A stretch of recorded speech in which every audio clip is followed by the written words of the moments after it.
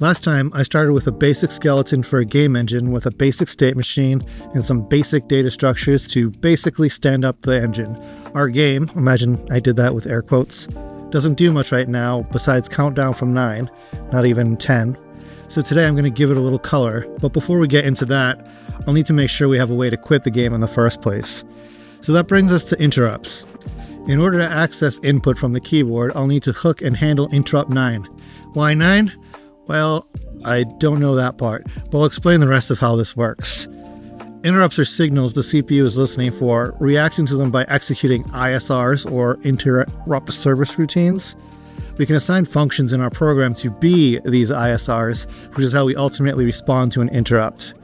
In the days where single threading was all we had, this is pretty much the only form of asynchronous computing happening. The CPU stops mid-instruction stream to handle any interrupts that were signaled. Triggering these interrupts works by hardware or software interacting with a PIC, or Programmable Interrupt Controller chip. Once the PIC has been signaled, the CPU checks with the PIC for any pending interrupts and then executes ISRs, each letting the PIC know when the interrupt has been handled. In our first elucidation, you'll see how I assign an ISR to interrupt 9 so that it's called anytime a keyboard interaction occurs, and then I definitely appropriately notify the PIC that I've finished with it with a call to output B 2020. The first thing I'm going to need is an input management class, which for today, it's just going to be a place to hang the keyboard class.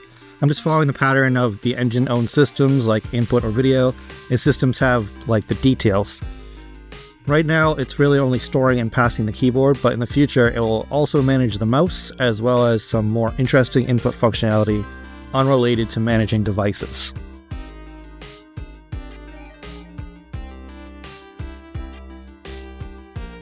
The keyboard class is a little more interesting. Since I'm directly talking to the hardware to get input, I need to make my own simple buffered input system. Note that the key states itself is volatile. This is because of what we discussed on the chalkboard. Key states will be modified in an ISR, so the CPU needs to know that this specific memory can basically be modified at any time, so it can mentally prepare for that.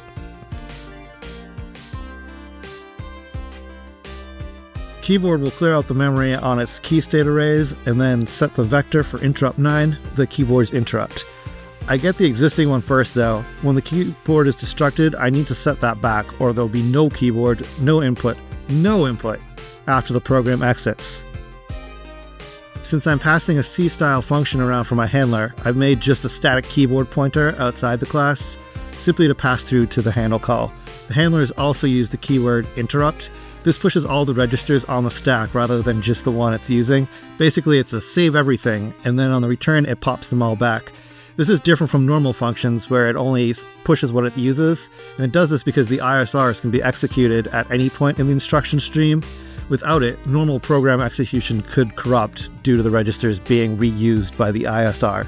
The handle function is called whenever something is changed on the keyboard hardware, a press or a release. The import B call and later output B calls are functions to get data from I/O ports. In this case, 60 is the keyboard, and it stores the scan code of the current action. The B here stands for byte, and there are also non-B versions if you need 16-bit values from the I/O ports.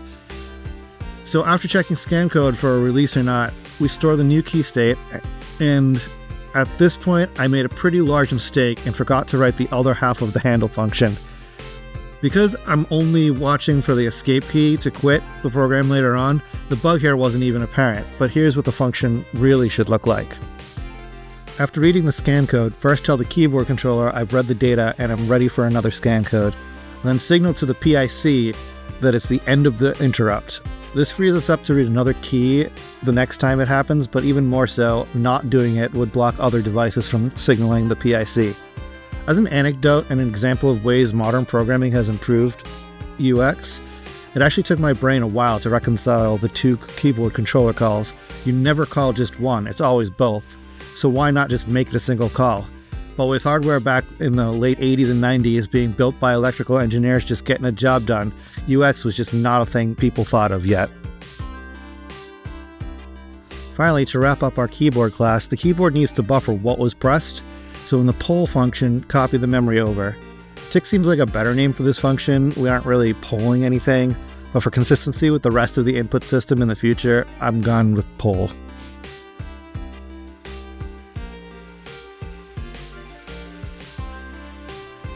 State game's tick function gets a little nasty here. In the future, I'll likely cache the input, but also there'll be an enum or definitions for the keys, because nobody wants to type scan codes directly. But after checking the escape being pressed, I just print a confirmation for our testing purposes, and then set the game state to null like before in order to quit the game. This time it's from a key press rather than the countdown it was before. With a little test, we've confirmed that it's working, and now when I've got my VGA mode working, I'll also have a way to exit the program without having to soft reset my machine. I'm actually going to take a quick interlude right now too to make a few type defs in a defs.h file. This is going to make things a little easier to understand, but it's going to be better for cross-compiler compatibility, and this will also add the missing null and bool types. Next up, I'm going to add Mode 13H support to the engine.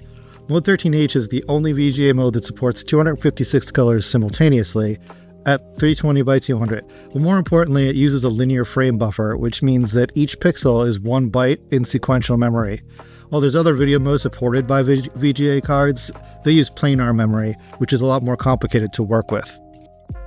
Before I get into plotting pixel, here's a quick primer on memory models.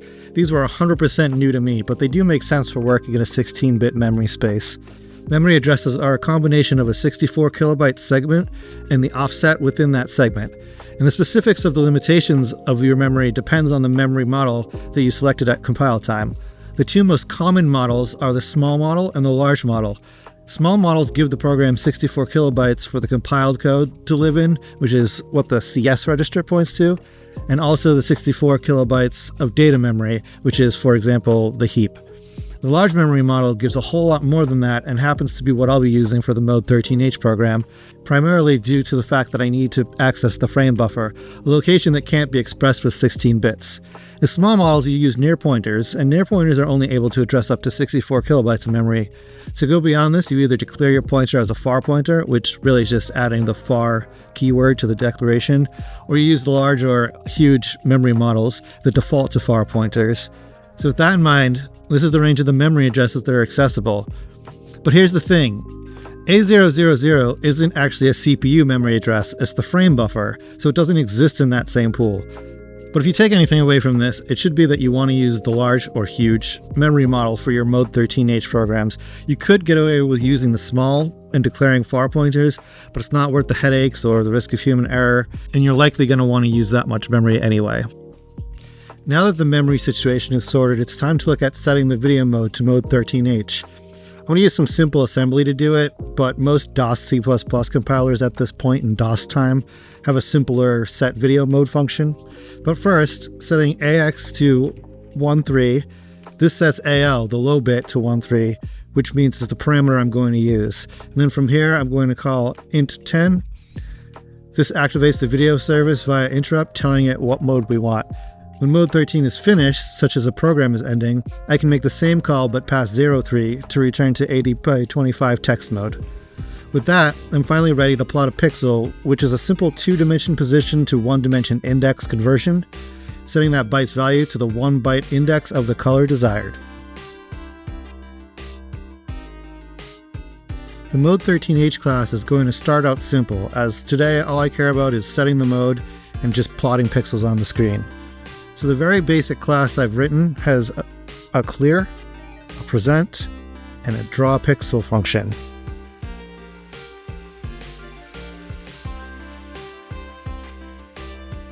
As I discussed on the chalkboard, you can see in the constructor I'm using 13 to set myself into Mode 13H, and then when the class is destroyed, I reset back to 03, returning us to text mode. Now I've made a far pointer to the memory address using the helper macro mk_fp. This is just an easy way to visualize the segment and offset parts, but I also could have used a single long and written it like a flat pointer. Additionally, I've allocated a back buffer so that I don't get any flickering. Clear and present use the far version of the memset and copy functions, and drawPixel writes to the back buffer array. Flow of a frame then is first clearing the back buffer to a clear color, usually black at index 0, plotting pixels on the back buffer, and then when the frame is about over and I'm finished drawing stuff, present flips the back buffer over to the frame buffer, presenting the new frame to the player. I cleaned up the run function just a little bit with a macro to check if the game state has been reset to null so I can early out. And then with the video class instantiated in the engine now, I've got it clearing before the game states render and presenting afterwards. In the future, when there's more systems, such as a UI, those will also have a chance to do any necessary drawing before present is called. This compile error actually reminded me that I hadn't yet set the program to the large memory model, though the error was actually about not defining byte t in the defs file. Oops. With everything fixed and a clean compile, I've got the first run since adding mode 13H. And this black screen is actually a great success. Also, my video converter's OSD is a good indicator too. Yeah. And finally, with everything in place, I can finally achieve my goal. The obligatory "is mode 13H working?" pixel vomit. Just iterating through every pixel, every frame, and setting it to a random color. And with this working, that'll do it for today. Thanks for watching, and I do hope you got something out of this. If you did, perhaps like. If you're interested in more, perhaps subscribe. And I don't know if clicking that little bell helps me at all, but I find that feature annoying. It's been fun learning both how DOS game development works, but also making YouTube videos. Next video, I'm going to step away from coding for a minute and just show what I'm using in order to do this. It's nothing fancy, but for me, when I was trying to figure it out, things like the VGA to HDMI conversion was absolutely a mystery to me. But don't worry, after that I believe I've got a basic UI system slated, which is something I may know a little bit about. Okay, love you, bye.